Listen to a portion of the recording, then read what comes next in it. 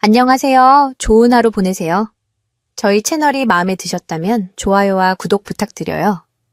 여러분의 응원이 힘이 된답니다. 자, 이제 실화를 하나 들려드릴게요. 어버이날이었다. 아들 지우는 점심을 사겠다며 나를 레스토랑으로 불렀다. 약속 장소에 도착했지만 그곳에는 아무도 없었다. 나는 홀로 점심을 먹었다. 디저트를 먹고 있을 때쯤 아들의 SNS 올라온 게시물을 보았다. 그는 새어머니와 함께 식사하고 있었다. 사진 밑에는 진정한 우리 엄마라는 문구가 적혀 있었다. 그 다음날 나는 사라졌다. 옷장에는 선홍색 원피스가 걸려 있었다. 3주 전, 거의 충동적으로 산 옷이었다. 물론 마음속으로는 오래전부터 바로 오늘 어버이날에 이 옷을 입는 모습을 상상해왔다. 이 원피스를 입고 지훈의 맞은편에 앉으면 아들이 예전처럼 환하게 웃어주리라 기대했다. 아들이 10살쯤 되었을 때 내가 새 블라우스를 입고 하계회에 가면 아들은 금세 알아차리고는 엄마가 세상에서 제일 예뻐라고 속삭이곤 했다. 좀 더 자란 후에는 그저 보기 좋네라고 말해주었다. 그것만으로도 충분했다. 이제 아들은 35이고 나는 62이다. 노인이라 할 순 없지만 젊은 나이도 아니다. 원피스는 부드러운 실크 광택이 나는 밝은 선홍색이었고 목과 어깨가 살짝 드러나는 디자인이었다. 그 옷을 볼 때마다 나는 망설였다. 내 나이에 너무 과한 건 아닐까. 하지만 그럴 때마다 스스로를 다독였다. 도대체 누구를 위해 이 모든 것을 하는 걸까? 내가 아직 향수를 뿌리고 피부를 가꾸고 머리를 매만지는 것은 내게 남은 유일한 끈인 하나뿐인 아들을 위해서가 아니었던가. 나는 원피스를 입었다. 차가운 실크가 몸을 감쌌다. 머리는 단정하게 매만지고 입술에는 체리색 립스틱을 발랐으며 뺨에는 가볍게 홍조를 띠게 했다. 거울에 비친 내 모습을 바라보았다. 립스틱과 부드러운 미소 뒤로 외로움을 감추는 법을 배운 여자. 더는 기적을 바라지 않지만 왠지 모르게 여전히 희망을 품고 있는 여자. 주민등록 등본상 내 이름은 아직 박선이다. 지훈의 아버지와 이혼한 지 15년이 지났지만 남편 강성진은 더 젊고 날씬하며 완벽한 미소를 가진 여자에게로 떠났다. 지금은 그의 아내이자 내 아들의 공식적인 새어머니가 된 윤서현. 사람들의 머릿속에서 얼마나 빨리 새로운 가족 관계도가 그려지는지 놀라울 따름이다. 휴대전화가 진동했다. 엄마, 점심 식사 기다릴게요. 늘 가던 고궁에서 일시에 뵈어. 지훈이었다. 심장이 쿵 하고 내려앉는 것을 느꼈다. 어리석게도 별것 아닌 평범한 메시지였지만 아들이 먼저 연락해올 때마다 나는 스스로 인정하고 싶은 것 이상으로 그 연락을 기다렸다는 것을 깨닫곤 했다. 그는 나의 유일한 아들이다. 나는 27의 아들을 낳아 홀로 키웠다. 이혼 후에는 모든 것을 혼자 감당했다. 그럼에도 불구하고 그는 내 삶의 의미였다. 아들은 나와는 전혀 다른 삶을 살고 있었다. 자신의 벤처회사, 부동산, 수많은 미팅과 프로젝트들, 파노라마 창문과 와인잔을 배경으로 찍은 사진 속에서 그는 언제나 모든 것이 잘 풀리는 사람처럼 절제된 행복을 보였다. 나는 물론 그것이 자랑스러웠지만 때로는 아들이 점점 더 멀어지는 것처럼 느껴졌다. 나는 15분 일찍 도착했다. 원피스에 구두를 신고 머리도 단정하게 매만진 채였다. 마음속은 긴장으로 뭉쳐 있었지만 애써 태연했다. 그저 점심 식사일 뿐이고 어버이날일 뿐인데 나는 안내 데스크로 다가가 젊고 상냥한 미소를 띤 직원에게 고개를 끄덕였다. 그녀는 나를 바로 알아보았다. 우리는 거의 매년 어버이날이면 이곳 고궁에서 만났다. 그녀는 나를 창가, 우리 자리로 안내했다. 아드님은 곧 오실 거예요. 그녀가 냅킨을 바로 놓으며 물었다. 네, 그럼요. 거짓말이 자연스럽게 입에서 흘러나왔다. 이런 거짓말은 처음이 아니었다. 레스토랑 내부는 따뜻하고 활기찼다. 테이블마다 꽃이 놓여 있었고 아이들은 부모님께 카네이션을 달아드리고 있었으며 할머니들은 웃고 어머니들은 감격에 겨워 눈물을 글썽였다. 홀은 진정한 가족의 행복으로 가득 차 있었다. 나는 젊었을 때 배운 대로 허리를 꼿꼿이 펴고 앉았다. 어머니는 항상 말씀하셨다.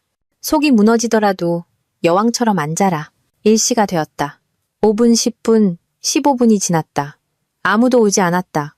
그때 안면이 있는 나이든 종업원 아주머니가 다가왔다. 이해심 많은 눈빛을 한 분이었다. 기다리시는 동안 뭐 주문하시겠어요? 그냥 좀 늦는 모양이에요. 아마 길이 막히나 봐요. 내 목소리는 차분했다. 나는 길이 막히지 않는다는 것을 잘 알고 있었다. 스마트폰 지도 앱은 모든 길이 원활하다고 보여주고 있었다. 하지만 나는 계속해서 무엇보다 나 자신에게 거짓말을 했다. 옆 테이블에서는 딸이 어머니에게 목걸이가 든 작은 상자를 선물하고 있었다. 어머니는 행복에 겨워 울었다. 주위 사람들은 모두 미소 짓고 있었다. 나는 마치 유리 상자 안에 갇힌 듯 그들 사이에 앉아 있었다. 1시 30분. 전화는 조용했다. 전화도 문자도 없었다. 나는 아들이 가장 좋아하는 연어 스테이크를 주문했다. 이제 곧 음식이 나오면 그가 들어올 거라고 스스로를 설득했다. 그가 내가 화나지 않았구나 하고 볼 수 있도록 미리 미소까지 지어보려 했다. 빵과 물이 나왔지만 나는 먹을 수 없었다. 목이 메었고 머릿속에서는 왜? 라는 질문만 맴돌았다. 하지만 겉으로는 여전히 엽서 속그림처럼 부드러운 미소를 짓고 있었다. 결국 혼자 오셨네요. 아주머니가 내 앞에 따뜻한 음식을 놓으며 조용히 물었다. 나는 아니에요. 아들이 곧 올 거예요. 라고 말하고 싶었지만 오랜만에 처음으로 진실을 말했다. 네, 혼자예요. 그녀는 가식적인 동정이나 질문 없이 그저 이해한다는 듯 고개를 끄덕였다. 아주 잠시였지만 마음이 한결 가벼워졌다. 나는 포크를 내려놓고 기분 전환 삼아 스마트폰을 꺼내 SNS를 열었다. 그리고 그것을 보았다. 20분 전에 올라온 새로운 스토리. 사진 속에는 지훈이 활짝 웃고 있었다. 청담동의 고급 레스토랑. 옆에는 윤서연, 새어머니가 앉아 있었다. 배경에는 와인잔과 해산물, 값비싼 인테리어가 보였다. 그리고 그 밑에 적힌 문구. 진정한 우리 엄마와 함께한 점심. 언제나 제 든든한 버팀목이 되어주셔서 감사합니다. 나는 그대로 굳어버렸다. 손이 떨렸다. 스마트폰이 손에서 미끄러져 테이블 위로 요란한 소리를 내며 떨어졌다. 몇몇 사람들이 돌아보았다. 어떤 이는 호기심 어린 눈으로, 어떤 이는 걱정스러운 눈으로. 진정한 엄마. 나는 화면을 보면서도 눈을 믿을 수 없었다. 그는 알고 있었다. 내가 여기서 기다리고 있다는 것을, 우리가 약속했다는 것을 알면서도 다른 선택을 한 것이다. 모든 것이 스쳐 지나갔다. 아들이 열이 펄펄 끓던 밤 토사물에 질식할까봐 곁에서 밤을 새우던 내 모습. 7살 때 운동회에서 지훈아, 힘내. 라고 목청껏 외치던 내 모습. 푼돈을 벌어가며 아들의 대학 등록금을 내던 내 모습. 아들이 교통사고로 일어서지 못했을 때 그의 병상을 지키던 내 모습. 이혼 후에도 모든 것을 혼자 감당하며 아들을 상처 주지 않으려, 그의 아버지에 대해 나쁘게 말하지 않으려 애쓰던 내 모습. 괜찮으세요? 갑자기 옆에 아주머니가 와 있었다. 그녀의 손바닥이 내 어깨에 와닿았다. 놀랍도록 따뜻하고 진실된 온기였다. 나는 고개를 들었다. 그녀는 모든 것을 이해했다. 내 스마트폰 화면을 흐긋 보더니 그녀의 얼굴이 미세하게 굳어지는 것을 보았다. 그녀가 누구를 보았는지 알아차린 것이다. 어떤 사람들은 그녀가 나지막이 말했다. 자신들이 받는 사랑을 누릴 자격이 없어요. 나는 고개를 끄덕였다. 아무 말도 할 수 없었다. 단지 이 순간 친아들보다 나를 더 잘 이해해준 이 낯선 여자에게 감사할 뿐이었다. 나는 계산을 했다. 손이 떨렸지만 꼿꼿이 서 있으려 노력했다. 팁을 후하게 남겼다. 음식이 아니라 공감에 대한 대가였다. 잠시나마 곁에 있어준 누군가에 대한 감사였다. 그리고는 붉은 원피스를 입은 채 밤꽃이 만발한 거리를 걸어 차로 향했다. 한 걸음 한 걸음 내디딜수록 모든 것이 명확해졌다. 지우는 늦은 것이 아니었다. 잊은 것도 아니었다. 그는 단지 선택한 것이었다. 오지 않기로, 나를 선택하지 않기로, 그녀를 선택하기로. 집에 돌아와 바보처럼 축하할 준비를 했던 바로 그 붉은 원피스를 입은 채 부엌에 앉아 있었다. 내 앞에는 작년에 지훈이 보낸 어버이날 카드가 놓여 있었다. 아마도 급하게 근처 편의점에서 산 듯한 평범한 카드였다. 반짝이와 감사와 사랑이라는 상투적인 문구. 그리고 그 아래에 휘갈겨 쓴 그의 서명. 지훈. 아무런 말도, 농담도, 추억도 없이. 마치 내가 직장 동료라도 되는 듯이 나는 얼마나 여러 번 이런 점을 눈치챘던가. 그의 메시지에서 온기가 줄어들고 그의 눈빛에서 관심이 사라지는 것을 점점 더 무미건조하고 형식적으로 변해가는 것을. 마치 내가 해야 할 일 목록에 있는 의무사항처럼. 그럴 때마다 나는 스스로를 위로했다. 일이 바빠서, 나이가 들어서, 피곤해서. 내가 그에게 낯선 사람이 되었다는 생각만은 피하고 싶어서 온갖 이유를 댔다. 휴대전화가 진동했다. 새로운 메시지였다. 엄마, 미안. 회사에 급한 일이 생겨서 다음에 다시 날 잡아요. 나는 화면을 보며 내 안에 무언가가 끊어지는 것을 느꼈다. 그는 내가 아무것도 모를 거라고 생각했다. 내가 예전처럼 모든 것을 삼키고 믿고 괜찮은 척 할 거라고 생각했다. 그의 실수를 덮어주고 대신 사과할 거라고. 나는 답장을 썼다가 지우고 다시 썼다가 또 지웠다. 서운함과 분노, 고통이 있었지만 그 어떤 감정도 적절한 단어로 표현되지 않았다. 마침내 나는 그저 이렇게 썼다. 나 다 봤어. 메시지는 바로 읽음으로 표시되었지만 답장도 심지어 입력 중이라는 표시도 나타나지 않았다. 몇 분이 지나고 1시간, 2시간이 흘렀다. 정적만이 흘렀다. 창밖의 어둠과 유리에 비친 내 희미한 모습. 화려한 원피스를 입고 텅 빈 표정을 한 아무도 위로해주지 않을 고통을 끌어안은 여자. 문득 깨달았다. 이것은 단순한 서운함이 아니었다. 슬픔도 아니었다. 내 안에서 차갑고 단단한 새로운 무언가가 태어나고 있었다. 거의 안도감에 가까운 해방감. 나는 처음으로 나 자신을 어머니로서, 전처로서, 아들을 위해 억지로 버티는 사람으로서가 아니라 그저 한 여자로 바라보았다. 지쳐버린 여자. 더는 예비 선택지가 되고 싶지 않은 여자. 만약 이 일이 1년 전에 일어났다면 나는 그에게 전화해서 설명을 요구하고 수화기에 대고 울었을 것이다. 내가 서운해한 것에 대해 사과하고 그를 위한 변명을 만들어내고 몇 번이고 다시 용서했을 것이다. 하지만 지금 부엌에 앉아있는 여자는 이미 다른 사람이었다. 나는 목적 없이 노트북을 열었다. 검색창을 열고 항공권이라고 썼다. 마드리드. 화면은 가격과 날짜, 행선지로 가득 찼다. 왜 하필 그곳인지는 몰랐다. 그저 젊은 시절 스페인에 가보는 것을 꿈꿨던 기억이 났다. 대학 시절 스페인 문학 수업에서 해밍웨이를 읽으며 길거리 카페에서 아침 커피를 마시고 스페인어를 듣고 석양을 바라보며 누구의 무엇도 아닌 존재가 되는 것은 어떤 기분일까 생각했던 기억이 났다. 손가락이 구매 버튼 위에서 멈췄다. 창밖 멀리 이웃집에서는 즐겁게 바비큐 파티를 하는 소리가 들렸다. 웃음소리, 누군가 아이들을 부르는 소리. 누군가는 진짜 어버이날을 보내고 있었다. 나는 버튼을 눌렀다. 그리고 수년 동안 느껴보지 못했던 감정을 느꼈다. 맑고 고요하며 단단한 평온, 기쁨도 희망도 불안도 아니었다. 그저 결정이었다. 내일 짐을 싸고 모레 떠날 것이다. 만약 강지훈이 언젠가 자신이 무엇을 잃었는지 깨닫게 된다면 그것은 그의 길이고 그의 교훈이며 그의 고통일 것이다. 하지만 오늘은 이 붉은 원피스를 입고 앉아 내 새로운 삶의 첫날을 계획할 것이다. 내가 더는 비상대기조도 아니고 기념일에나 기억나는 사람도 아니고 누군가의 의무도 아닌 삶. 내가 나 자신에게 진정한 존재가 되는 삶. 어버이날 다음 날 아침 나는 놀랍도록 가볍게 잠에서 깼다. 눈물도 쓴맛도 잠에서 깨면 을의 가슴을 짓누르던 그 익숙한 무거움도 없었다. 이제는 곧 해명이 담긴 문자나 전화가 올 것이라는 부질없는 희망도 사라졌다. 모든 것이 끝났다.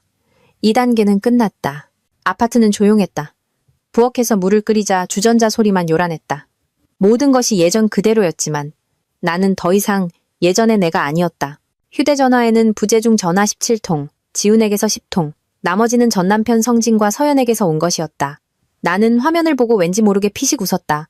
그녀에게서 연락이 올 줄은 정말 몰랐다. 그녀의 부드럽고 교양 있으며 심리학적으로 계산된 말투가 머릿속에 떠올랐다. 아마도 이제 화해를 주선하거나 나를 구원하려 나선 모양이다.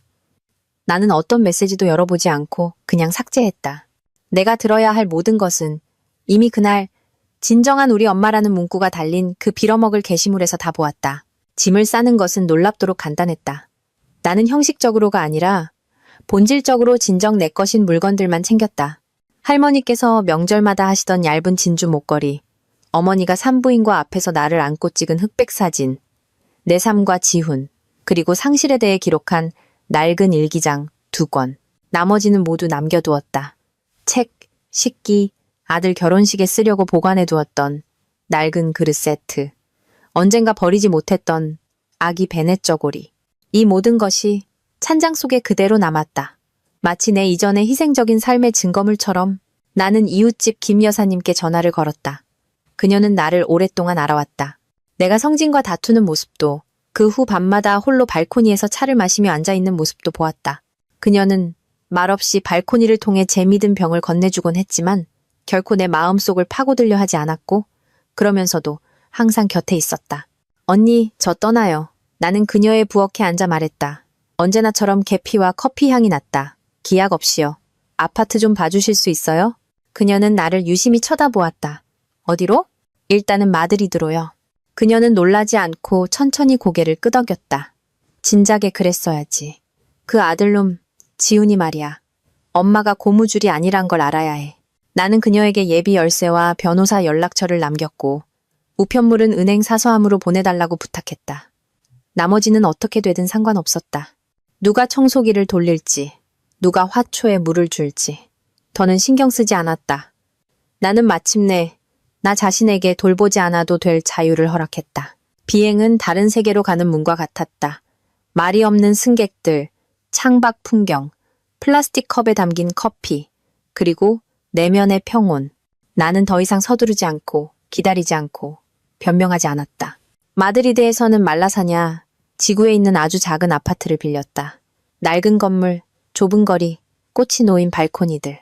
집주인인 페데리코라는 노인은 내가 3개월치 월세를 선불로 내고 별다른 질문을 하지 않자 기뻐했다.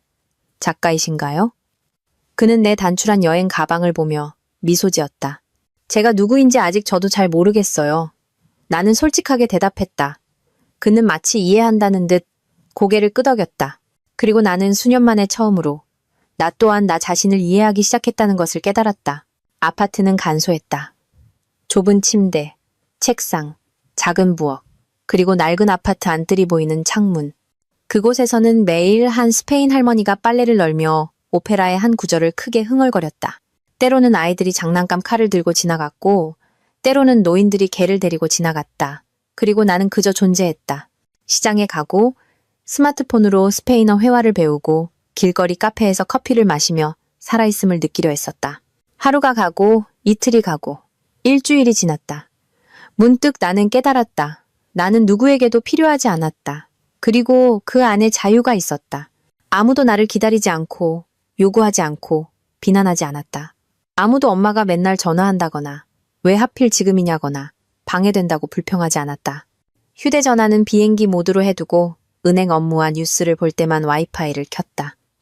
지훈의 전화와 문자는 계속 쏟아졌다. 처음에는 매일, 그 다음에는 하루 걸러, 나중에는 수십 통씩. 성진과 서연도 나타났다. 그 다음에는 모르는 번호들도. 아마 친척들까지 동원된 모양이다.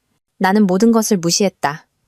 그들도 필요 없는 존재가 되는 것이 어떤 기분인지 느껴보라고. 두 번째 주, 나는 처음으로 펜을 들고 일기장을 열었다. 지훈에 대해서도 서운함에 대해서도 아니었다. 도시에 대해 썼다. 태양에 대해, 커피향에 대해, 광장에서 체스를 두는 노인들에 대해, 그리고 기대 없이 숨쉬는 것이 어떤 기분인지에 대해. 그저 존재하는 것, 늙은 이웃, 할머니가 발코니에서 카르멘을 부르는 것을 듣는 것. 나는 글을 쓰면서 내 안에서 수년간 쌓여왔던 무언가 무거운 것이 빠져나가는 것을 느꼈다. 마침내 지훈이 아니라 사과만 하던 낡고 억눌린 과거에 나 자신으로부터 해방된 것 같았다. 그리고 그 순간 나는 처음으로 생각했다.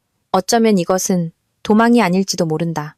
내가 무언가로부터 도망치는 것이 아니라 마침내 내가 진정이 있어야 할 곳으로 가고 있는 것일지도 모른다고. 세 번째 주, 나는 내게 거의 고향처럼 느껴지는 카페를 찾았다. 레티로 공원 근처 골목에 숨겨진 작은 곳이었다. 안에는 나무 테이블과 스페인어, 영어, 프랑스어, 심지어 러시아어로 된 책이 꽂힌 책장이 있었다. 나는 낡은 판본의 죄와 벌을 발견하기도 했다. 그리고 카운터 뒤에는 소피아라는 여인이 있었다. 30년 전 마드리드로 이주해 그대로 정착한 교포였다. 한국에서 오셨어요? 그녀가 내 세 번째 방문 때 약간의 억양으로 물었다. 임시로요.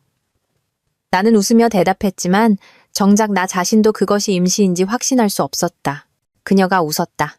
우리 모두 여기 임시로 있는 거예요. 그걸 인정하지 않는 사람이 대부분일 뿐이죠. 소피아는 마드리드에서 나의 첫 번째 진정한 친구가 되었다. 그녀는 68이었고 2번의 결혼과 3명의 자녀를 두었으며 자녀들은 매주 일요일마다 전화를 걸고 크리스마스에는 찾아왔다. 그녀는 자유롭고 자신감 있고 현명했으며 무엇보다 살아있는 진정한 사람이었다. 무언가로부터 도망치고 있군요. 그녀가 어느 날 내게 2번째 커피를 따라주며 말했다. 저 자신에게로 가고 있어요. 내가 대답했다. 같은 말이에요. 방향만 다를 뿐. 나는 그녀에게 모든 것을 털어놓았다. 지훈에 대해, 레스토랑에 대해, 그 사진에 대해, 그리고 아직도 내 가슴을 옥죄는 진정한 우리 엄마라는 말에 대해. 소피아는 말없이 들었고 이따금 고개를 끄덕였다. 마치 그 감정을 속속들이 아는 사람처럼. 내 둘째 아들도 똑같은 짓을 했어요. 그녀가 말했다. 이혼 후에 아빠와 그의 새 아내를 선택했죠. 오랫동안 말도 안 했어요. 6년 동안. 어떻게 하셨어요? 그녀는 창밖을 바라보다가 천천히 대답했다. 놓아주었지. 그게 가장 힘들었어. 하지만 때로는 사랑이란 붙잡는 게 아니라 놓아주는 거야. 그리고 그 사람이 무엇을 잃었는지 보게 해주는 거지. 돌아왔고 노력했지만 그때쯤 나는 이미 그 애 없이도 행복해지는 법을 배웠어. 그게 모든 것을 바꿔놓았지. 그날 저녁 나는 오랫동안 내 아파트 부엌에 앉아 창밖을 보며 글을 썼다. 마치 봇물이 터진 것처럼 썼다. 지훈을 변호했던 세월에 대해. 그는 그냥 바쁜 거야. 피곤한 거야. 전화하는 걸 좋아하지 않지만 그래도 기억하고 있을 거야. 그에게 내가 점차 달력 같은 존재가 되어갔던 것에 대해. 3월 8일 여성의 날에는 의례적인 카드, 새해에는 문자 한 통, 1년에 2번 전화, 수년간 나는 그것으로 충분한 척했다. 더 많은 것을 요구하면 그나마 있는 것마저 잃을까봐 두려워했던 것에 대해. 구석에서 충전 중이던 전화기가 진동했다. 또 다른 메시지. 엄마, 제발 전화 좀 줘요. 할 얘기가 있어요. 중요해요. 나는 오랫동안 화면을 바라보았다. 과거의 나라면 벌써 전화를 걸었을 것이다. 머릿속에는 무슨 일이라도 생겼나? 내가 너무 심했나? 그 애가 정말 뉘우치고 있다면? 같은 생각들이 맴돌았을 것이다. 하지만 지금 마드리드의 창가에 앉아 진한 커피 한 잔과 무릎 위 잡지를 놓고 있는 여자는 구하러 달려가지 않았다. 나는 그저 메시지를 삭제하고 전화기를 껐다. 발코니에서는 그 이웃 할머니의 영원한 오페라가 들려왔다. 오늘은 아마도 카르멘의 한 구절인 듯했다. 높은 음이 내 새로운 삶의 화음처럼 안뜰에 울려 퍼졌다. 나는 노트북을 열고 이웃집 김 여사님께 메일을 썼다. 언니, 저 여기 좀 더 머물게 될 것 같아요. 더 오래 지낼 아파트를 알아보고 있어요. 제 집 돌봐주셔서 고마워요. 연락드릴게요. 선이가. 보내기를 누르고 노트북을 닫았다. 내일은 프라도 미술관. 그 다음엔 소피아와 커피. 그 다음엔 내가 영어를 가르치기 시작한 어학원의 학생들과 스페인어 회화 연습. 그 다음엔 일기. 그 다음엔 저녁 산책. 모든 것이 단순하고 모두 내 것이며 모두 내 뜻대로였다. 그리고 지훈. 지훈은 기다릴 것이다.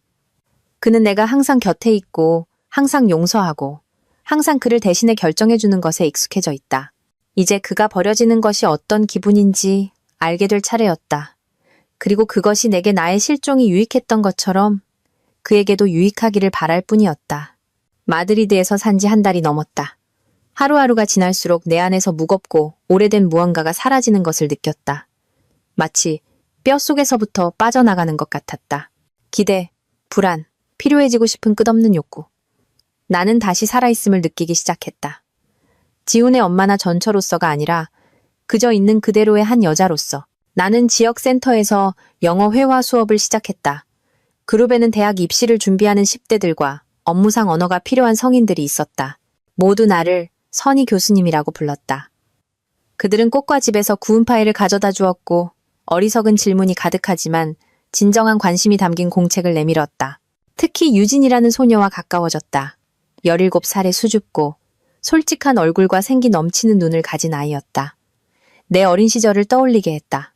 조용하고 똑똑하며 허락된 것 이상을 이해하려는 갈증이 있었다. 우리는 종종 수업 후에 남았다. 그녀는 발음 연습을 하고 런던과 책, 학업에 대한 꿈을 이야기했다. 선생님은 다른 분들과 달라요. 어느 날 그녀가 말했다. 진짜 같아요. 그런 사람이 되려고 배우는 중이야. 나는 솔직하게 대답했다. 그리고 정말로 배우고 있었다.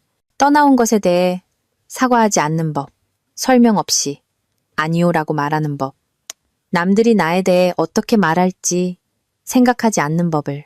소피아와 나는 저녁에 자주 산책했다. 그녀는 관광객들이 다니지 않는 골목길을 보여주었다. 진짜 타파스가 있는 작은 바, 도자기를 파는 가게, 주인이 모든 손님의 이름을 아는 상점들. 너 변했어. 어느 날 그녀가 말했다. 눈빛이 달라졌어. 단단해졌달까. 나 처음으로 내 삶을 내가 있어야 할 곳에서 살고 있다고 느껴. 내 삶을. 그녀는 축배를 들자며 잔을 들었다. 너의 도착을 위하여. 우리는 잔을 부딪혔고 그 순간 나는 깨달았다. 나는 도시에 도착한 것이 아니라 나 자신에게 도착했다. 그리고 그 일이 일어났다. 모르는 스페인 번호로 전화가 걸려왔다. 거의 받고 싶지 않았다. 이미 전화에 반응하지 않는 것에 익숙해졌지만 무언가 받아야 한다고 속삭였다. 박선희 씨? 목소리는 익숙했지만 긴장되어 있었다. 서연이에요. 나는 침묵했다. 저 마드리드에 있어요. 제발 끊지 마세요. 배워야 해요. 지훈이 일 때문에요. 그 애가 좋지 않아요. 나는 일어섰다. 심장이 조여왔다. 제 번호는 어떻게 아셨죠? 사람을 썼어요. 사설 탐정. 제발요. 선희 씨. 저 팔라스 호텔에 있어요. 1시간만요. 원치 않으시면 다시는 방해하지 않을게요. 나는 전화를 끊어야 했다. 그래야 한다는 것을 알았다. 하지만 내 안에 무언가, 모성애가 아닌 인간적인 호기심, 어쩌면 남은 고통이 그러지 못하게 했다. 나는 동의했다. 우리는 호텔 카페에서 만났다. 서현은 평소처럼 완벽하게 차려입은 모습이 아니라 지쳐 보였다. 화장은 번졌고 머리는 대충 묶여 있었다. 그녀는 마치 생명줄처럼 찻잔을 들고 있었다. 와주셔서 감사해요. 그녀가 시작했다. 보기 좋으시네요. 나는 대답하지 않고 그냥 맞은편에 앉았다. 55분 드릴게요. 현명하게 쓰세요. 그녀는 고개를 끄덕이며 느리고 조용하게 거의 더듬거리며 말했다. 내가 떠난 후 지훈이 변했고 사업이 무너지고 있으며 집중하지 못하고 술을 마시기 시작했고 계약과 친구들을 잃고 심지어 아버지와도 거의 대화하지 않는다고 했다. 저희가 어떻게 해야 할지 모르겠어요. 그녀가 고백했다. 그 애는 계속해서 자기를 진정으로 사랑해준 유일한 사람을 망가뜨렸다고 되뇌어요. 그래서 저한테 뭘 원하시죠? 내 목소리는 침착하고 평온했다. 그 애와 이야기 좀 해주세요. 그 애가 부탁했어요. 어떻게 바로잡아야 할지 모른대요. 나는 그녀를, 내 자리를 차지한 이 여자를 바라보며 그녀에게 분노나 질투가 아닌 그저 피로감을 느낀다는 것을 깨달았다. 그가 그동안 단 한 번이라도 전화가 아니라 진심으로 사과한 적이 있나요? 자기가 한 짓을 정신이 없었다거나 그럴 의도는 없었다가 아니라 내가 잔인했다, 내가 배신했다고 인정한 적이 있었나요? 서연은 침묵했고 이내 고개를 숙였다. 그는 그러고 싶지 않았다고 해요. 그것만으로는 부족해요. 나는 일어나 커피값을 테이블에 놓았다. 있잖아요. 저는 35년 동안 아들에게 사랑이란 항상 곁에 있는 것이고 실망시키고 무시하고 모욕해도 언제나 용서받을 수 있는 것이라고 가르쳤어요. 제가 그를 그렇게 만들었죠. 이제 그 대가를 치르고 있는 거고요. 나는 출구로 향했다. 중간쯤에서 돌아섰다. 그에게 한 가지는 전해주세요. 저는 그 애를 사랑해요. 하지만 바로 그렇기 때문에 그의 인생을 더 쉽게 만들어주지 않을 거예요. 제 용서를 원한다면 얻어내라고 하세요. 말이 아니라, 동정이 아니라 행동으로요. 그리고 나는 마드리드의 태양 속으로 걸어나갔다. 꼿꼿하고 차분하며 죄책감 없이 유진이가 나를 기다리고 있었다. 우리는 오래된 시장을 산책하기로 약속했었다. 괜찮으세요? 그녀가 내 얼굴을 보며 물었다. 모든 것이 있어야 할 그대로야. 내가 대답했다. 그리고 오랜만에 이것은 방어가 아니라 진실이었다. 저녁에는 소피아에게 전화했다. 우리는 보통 문자를 주고받았지만 이번에는 그저 그녀의 목소리를 듣고 싶었다. 그래. 그녀는 내가 시작하기를 기다리지 않고 물었다. 왔다 갔어? 기어왔지. 아니, 날아왔어. 연극적인 등장으로.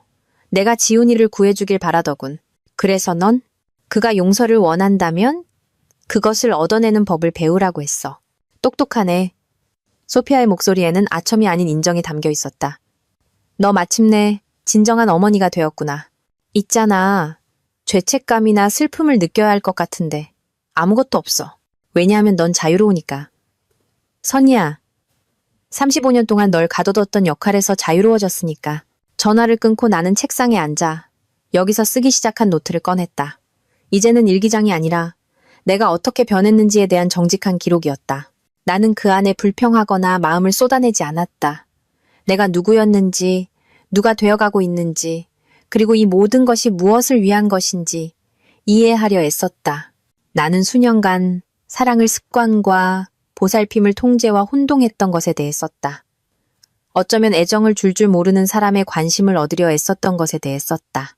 고통이 아니라 살아있는 것을 구하기 위해 불필요한 것을 제거하는 외과 의사처럼 명료하게 썼다. 반년이 지났다. 나는 마드리드가 내 인생의 대부분을 보낸 고향보다 더 가깝게 느껴지는 것을 거의 눈치채지 못했다. 여기에는 과거가 없었다. 나를 동정이나 비난의 눈으로 보는 사람도 없었다. 여기에서 나는 그저 존재했다. 나는 햇볕에 탔고 살이 빠졌으며 머리카락은 길어져 부드럽고 가벼워졌다. 나는 예전에는 나이에 맞지 않는다고 생각했던 밝은색 옷을 입기 시작했다. 이제는 아무 생각 없이 입었다. 아파트는 나와 함께 변했다. 식물을 사고 스페인 포스터와 유진이가 찍어준 사진들을 걸었다. 그녀는 산책 후에 그것들을 내게 선물했다. 나만의 안락이자 책장, 그리고 새로운 사람들, 새로운 관심사, 새로운 나로 채워지는 수업 시간표가 있었다. 소피아는 여전히 곁에 있었다. 우리는 논쟁을 하거나 인생에 대해 수다를 떨거나 공원 벤치에 앉아 아이들이 뛰어다니는 것을 말없이 바라보았다. 떠나온 거 후회 안 해? 그녀가 어느 날 물었다. 아니, 단 1초도 더 일찍 그러지 못한 것만 후회돼. 유진이도 변했다. 자신감을 얻었고 런던 유학 시험을 준비하기 시작했으며 남자친구와 떠나는 것에 대한 두려움에 대해 이야기했다. 두려워요. 어느 날 그녀가 고백했다. 모두가 두려워해. 문제는 네가 무엇을 더 두려워하느냐야. 미지의 세계로 떠나는 것, 아니면 너를 서서히 죽이는 곳에 머무는 것. 그리고 그가 왔다. 지훈. 나는 카페 유리창 너머로도 그를 바로 알아보았다. 그는 길 건너편에 서 있었다. 야위고 꾀죄죄하며 얼굴은 수척하고 양복은 구겨져 있었다. 그의 모든 것이 망가졌다고 소리치고 있었다. 나는 테이블에 그대로 앉아 있었다. 달려가지도 벌떡 일어나지도 울지도 않았다. 학생들이 쓴 장문을 계속 채점했다. 그가 길을 건너 들어왔다. 문이 딸랑거렸다. 엄마. 나는 고개를 들었다. 지훈아. 그는 무슨 말을 해야 할지 몰랐다. 내가 벌떡 일어나 달려와 안아주지 않은 것에 놀랐을 것이다. 그는 맞은편에 앉았다. 나 여러 번 전화했었어. 알아. 왜 안 받았는지도 알지? 나는 펜을 내려놓고 그를 차분하게 바라보았다. 너랑 얘기하고 싶지 않았으니까. 그는 마치 맞은 것처럼 움찔했다. 나는 매정하게 굴려던 것이 아니라 그저 정직하고 싶었다. 내가 그때 끔찍하게 굴었다는 거 알아. 혼란스러웠어. 엄마랑 아빠, 이혼, 어린 시절에 화가 났었어. 그만. 나는 손을 들었다. 계속하지 마. 넌 그날 내게 상처를 준 게 아니야. 네가 어떤 사람인지 보여줬을 뿐이지. 그는 창백해졌다. 엄마, 제발. 난 화나지 않았어. 난 자유로워졌어. 이해하겠니? 내가 너한테 조건 없이 주었던 모든 사랑을 너는 당연하게 여겼어. 생각 없이 되돌려주지 않고. 이제 나는 그냥 더 이상 그걸 주지 않을 뿐이야. 그는 침묵하다가 말했다. 엄마는 여기서 삶이 있고 친구들도 있고 사람들도 있네. 행복해? 응, 너 없이. 그는 고개를 숙였다. 그리고 갑자기 거의 어린애처럼 조용히 말했다. 나는 엄마 없이 힘들어. 알아. 하지만 힘든 것과 사랑하는 것은 같지 않아. 그는 나를 낯선 사람처럼 쳐다보았다. 아마도 평생 처음으로 내게서 모든 것을 용서해주는 엄마가 아니라 독립된 한 여자를 보았을 것이다. 이제 어떻게 되는 거야? 돌아오지 않을 거야? 아니, 나는 내 삶을 만들었어. 더는 기대를 품고 살지 않고 관심의 부스러기를 삼키지 않아. 이제 네가 날 어디서 찾을 수 있는지 알겠지? 언젠가 만약 네가 자기 자신만을 위해서가 아니라 사랑할 줄 아는 사람이 된다면 나는 일어나 서류 가방을 들고 출구로 향했다. 그는 테이블에 남았다. 나는 더 이상 돌아보지 않았다. 소피아가 카운터에 서서 그 장면을 지켜보고 있었다. 내가 지나갈 때 그녀가 조용히 말했다. 집에 온 걸 환영해. 나는 진심으로 미소 지었다. 지훈을 만난 지 3일이 지났다. 나는 쓰지도 전화하지도 기다리지도 않았다. 휴대전화는 켜져 있었지만 조용했다. 그냥 조용히 내버려둬. 나는 생각했다. 때로는 침묵이 가장 정직한 대답이다. 아침은 평소처럼 시작되었다. 커피, 공책, 위층 이웃의 아파트에서 들려오는 조용한 음악, 그녀의 아침 오페라 연습은 이미 내 일상의 일부가 되었다. 나는 컵을 들고 발코니에 앉아 오랜만에 아무런 중요한 생각도 하지 않았다. 과거도 미래도 그저 순간에 머물렀다. 그리고 전화가 아닌 부재중 전화 목록, 밤새 23통, 지훈에게서 6통, 전남편에게서 4통, 서연에게서 3통, 나머지는 모르는 번호와 KJ 법무법인이라는 서명이 붙은 몇 통. 나는 하나도 열어보지 않고 음성 메시지도 듣지 않았다. 모두 삭제했다. 오후 4시 유진이가 봉지에 든 파이와 겨드랑이에 낀 공책을 들고 왔다. 할머니가 구우셨어요. 힘든 대화를 나눴을 땐 음식이 도움이 된대요. 우리가 힘든 대화를 나눌 것 같아? 내가 웃으며 물었다. 월요일부터 눈빛이 단호해지셨어요. 하지만 자신감 있어 보여요. 아니요 라고 말하고 설명할 생각이 없는 사람처럼요. 우리는 공책을 펴고 복잡한 구문 활용을 연습했다. 그녀는 열정적으로 문장을 따라 말했다. 런던으로 이사하게 된다면 마드리드가 그리울 거예요. 좋아. 이제 내일시. 만약 제 아들이 변화한다면 용서하는 것을 고려해 볼 수도 있을 것 같아요. 유진이는 페이지에서 눈을 떼고 나를 진지하게 바라보았다. 하지만 그가 변할 거라고 믿지 않으시죠? 아니, 안 믿어. 그리고 거기에 내 자유가 있어. 그녀는 드라마 없이 불필요한 말 없이 고개를 끄덕였다. 그녀의 나이에 지혜는 드물지만 있기는 했다. 그날 저녁 소피아는 카페를 일찍 닫았다. 계획이 있어. 네 독립을 축하하러 가자. 우리는 모퉁이의 타파스 바에 앉았다. 나무 가구와 세월의 다른 바닥, 마늘과 올리브유 냄새가 나는 오래된 곳이었다. 감자 요리와 치즈, 와인을 주문했다. 너 정말 변했어. 소피아가 와인잔 너머로 나를 보며 말했다. 똑바로 쳐다봐. 예전에는 마치 승인해줄지 동의해줄지 찾는 것 같았는데 이제는 평온해. 나 여기 있어. 받아들이거나 지나가거나. 나 드디어 내 인생을 살고 있어. 누군가의 인생이 아니라 꾸며낸 것도 임시적인 것도 아닌 내 인생을. 그럼 그걸 위해 건배하자. 도착을 위하여. 우리는 잔을 부딪혔고 그 순간 전화기가 다시 진동했다. KJ 법무법인. 나는 쳐다보지도 않고 화면을 뒤집었다. 끈질기네. 소피아가 말했다. 절박한 거겠지? 내가 정정했다. 지훈이 일이 아주 안 좋아진 모양이야. 시도 횟수를 보니 내가 집 관련 서류에 서명해 주길 바라는 것 같아. 서명할 거야? 나는 생각에 잠겼다.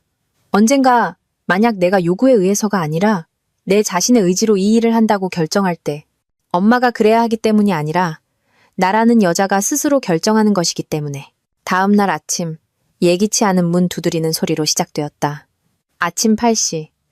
문 앞에는 값비싼 양복의 가죽 서류 가방을 든 젊은 남자가 서 있었다. 거절에 익숙하지 않은 사람의 모습이었지만 지금은 극도로 불안해 보였다. 박선희 여사님, 좋은 아침입니다. 저는 박지훈 변호사입니다. 아드님, 강지훈 씨의 법률 대리인입니다. 나는 살짝 열린 문틈으로 그를 쳐다보았다. 차분하게. 제 주소는 어떻게 아셨죠? 전문가를 고용했습니다. 죄송합니다. 이런 방식이. 그는 말을 더듬었다. 강압적으로 보인다는 걸 알지만 상황이 심각합니다. 아드님은 파산 직전이고 만약 여사님께서 부동산 관련 서류에 서명하지 않으시면 그에게 큰 문제가 생깁니다. 박 변호사님, 내가 조용히 말했다. 제 아들은 저를 공개적으로 그리고 무례하게 배신했습니다. 그것을 바로잡기 위해 단 한 번의 진정한 노력도 하지 않았죠. 하지만 어머니시잖아요. 바로 그렇습니다. 그리고 진정한 어머니는 행동에는 결과가 따른다는 것을 가르칩니다. 아들이 스스로 판 구덩이에 빠질 때마다 구해주는 것이 아니고요. 그는 시선을 떨구었다. 만약 변호사님이나 다른 누군가가 다시 저를 찾아온다면 저는 경찰에 신고할 겁니다. 제가 타국에 있지만 무방비 상태는 아닙니다. 아시겠습니까? 알겠습니다. 죄송합니다. 나는 문을 닫았다. 천천히. 차분하게 잠금 장치를 돌렸다. 그리고 커피를 내리고 소피아에게 전화했다. 왔었어. 서류 들고. 그래서 죽여버렸어? 거의. 말로. 잘했어. 엄마가 아니라 사람이 되어야지. 나는 거리를 내다보며 미소 지었다. 이 아침은 나의 것이었다. 소란도, 긴급함도, 구조활동도 없이. 이제 그들이 나 없이 사는 법을 배우게 놔두자. 나는 이미 배웠으니까. 전화는 갑자기 끊겼다. 문자도, 편지도, 문 두드리는 소리도. 지훈에게서도, 그의 변호사에게서도, 전 남편과 서연에게서도 정적이 찾아왔다. 그리고 이 정적은 예전처럼 억압적이지 않고 밝고 거의 부드러웠다. 마치 지난 30년간 내 머릿속에서 배경음처럼 울리던 불안한 사이렌을 누군가 꺼준 것 같았다. 나는 자유롭게 숨 쉬고 단순하게 살았다. 수업을 하고 유진이와 산책하고 소피아와 커피를 마셨다. 우리는 주말에 세고비아로 여행 갈 준비를 하며 성이 보이는 오래된 집에 머물지 아니면 광장 근처의 저렴한 호스텔에 묵을지 의논했다. 삶은 평온하고 아늑했으며 처음으로 오직 나의 것이었다. 한 달 후 이웃집 김 여사님께 편지가 왔다. 선이야, 믿지 못하겠지만 네 집 팔렸어. 지훈이가 급하게 가격을 낮춰서 겨우 구매자를 찾았대. 듣자 하니 회사도 문 닫았다고 하더라. 전부 적자래. 성진이랑 서연이도 순탄치 않은지 이혼 소송 중이래. 압박을 못 견뎠나 봐. 우리는 여기서 널 생각하고 그립지만 자랑스러워. 잘 지내. 언니가. 나는 무언가 덜컥거리기를 기대하며 편지를 2번 읽었다. 연민, 고통, 후회. 하지만 아니었다. 오랫동안 맞지 않던 퍼즐 조각이 제자리를 찾은 듯한 느낌뿐이었다. 딸깍하고 모든 것이 올바르게 되었다. 나는 레티로 공원 벤치에 유진이와 앉아 있었다. 우리는 아이스크림을 먹으며 그녀의 런던 유학에 대해 이야기했다. 그녀는 시험에 합격하고 장학금을 받았으며 가을에 떠날 예정이었다. 그가 또 나타날 거라고 생각하세요? 그녀가 물었다. 그럴지도. 하지만 이제 내게는 중요하지 않아. 나는 더 이상 기다림 속에 살지 않으니까. 만약 그가 진정으로 변한다면요? 나는 생각에 잠겼다. 그렇다면 아마도 그를 받아들일지도 몰라. 하지만 예전처럼 굴욕과 고통 속에서가 아니라 한 성인이 다른 성인을 받아들이는 것처럼 만약 그가 말뿐이 아니라 행동으로 정직하게 말할 준비가 되어 있다면 저녁에 우리는 소피아와 플라멩코를 보러 갔다. 작은 홀, 나무 무대, 밝은 조명, 기타 선율, 무용수가 무대에 나왔다. 강인한 얼굴과 화살처럼 꼿꼿한 등을 가진 성숙한 여인이었다. 그녀의 몸짓은 교태롭지 않고 당당했다. 모든 걸음걸이가 나 여기 있다. 나는 누군가를 위한 것이 아니라 나 자신을 위한 것이다. 라고 외치는 듯했다. 나는 그녀를 보며 생각했다. 이것이 바로 여성의 힘이다. 희생이나 끝없는 용서가 아니라 자신의 자리를 지킬 줄 아는 능력. 소피아가 내게로 돌아섰다. 자, 말해봐. 너는 지금 누구야? 엄마, 아내, 선생님, 도망자, 작가? 누구지? 나는 누구일까? 생각하다가 미소 지었다. 나는 박선이야. 그걸로 충분해. 1년이 지났다. 가을의 어느 쌀쌀한 날, 나는 다시 그 카페에서 소피아와 함께 앉아 장문을 채점하고 있었다.